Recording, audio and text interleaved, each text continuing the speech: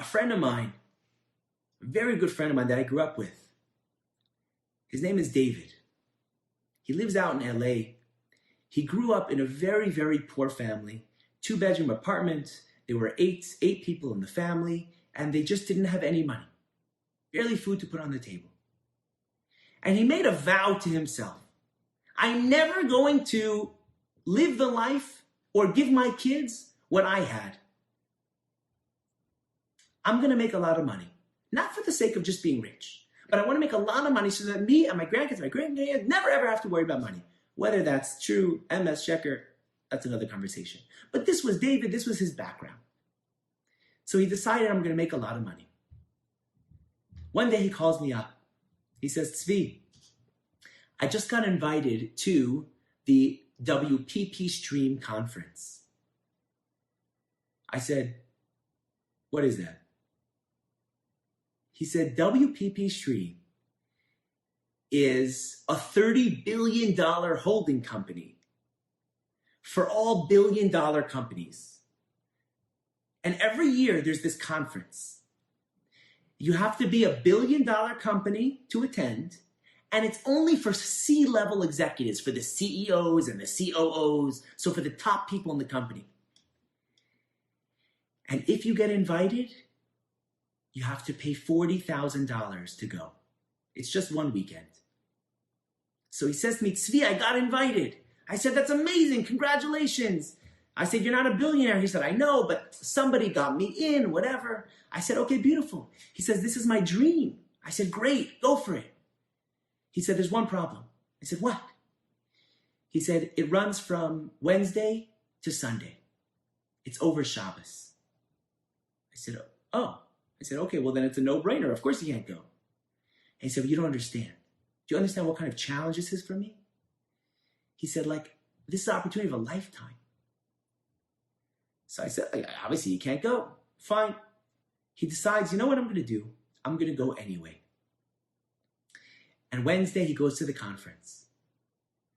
He decided that he was going to go up until Friday.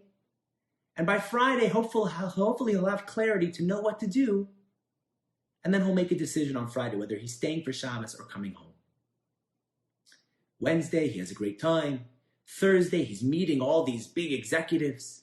Thursday night, California, he's outside. It was a cool night and there was a barbecue. So everybody was outdoors.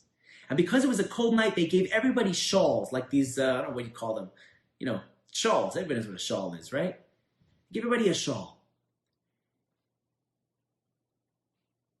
And one guy told him, he said, the head of this whole conference, the CEO of CEOs, the billionaire of billionaires, his name is Sir Martin Sorrell. Sir Martin Sorrell. And if Sir Martin Sorrell, if you get to see him over this weekend, hopefully we'll get to shake his hand. So David's like, wow, that's amazing. Shake Sir Martin Sorrell's hand. Anyway, they're outdoors. Everybody has their shawl on. It's a cool Thursday night. And all of a sudden, out comes Sir Martin Sorrell. And David runs up to him. And as he runs up, he puts out his hand to shake Sir Martin Sorrell's hand. And he says to him, you're Sir Martin Sorrell. It's kind of funny. You're wearing your shawl like this thing that we have in Judaism called and Sir Martin Sorrell says, a tallis? And he says, yeah, you're wearing your shawl like a tallis. How did you know that word? He says, I'm Jewish. I said, you're kidding me. He said, no. The two of them step off to the side and they get into conversation for an hour, a deep conversation. And at the end, Sir Martin Sorrell, David says to Sir Martin, he says, I got to tell you something. I'm struggling. It's Thursday night. I've never, ever, ever broken Shabbos for business. Never. But this is my dream to be here. I don't know what to do. And Sir Martin Sorrell looks at David, and he reaches down, and he lifts up his shirt, and he pulls out tzitzis. And he says, David, I'm not the most religious guy in the world, but this is my mitzvah. This is a mitzvah that I decided many years ago that I'm going to keep no matter what. And I learned about it, and I went deep. And no matter what happens, I will never, ever take off my tzitzis. And he looks at David, and he says, David, Shabbos is your mitzvah. Go home.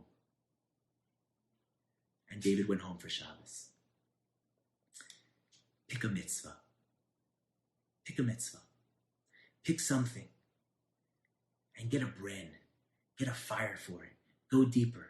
Don't settle for mediocrity. Push your way through till you're so passionate, till you have such a fire that no rain and no fire will ever, ever extinguish you. My bracha to us all is that we should become passionate. We should have a fire within us about our Yiddishkeit. Whatever it is, brachas, davening, tznius, learning, you name it, whatever it is. But have a passionate, make it real. Don't just do it.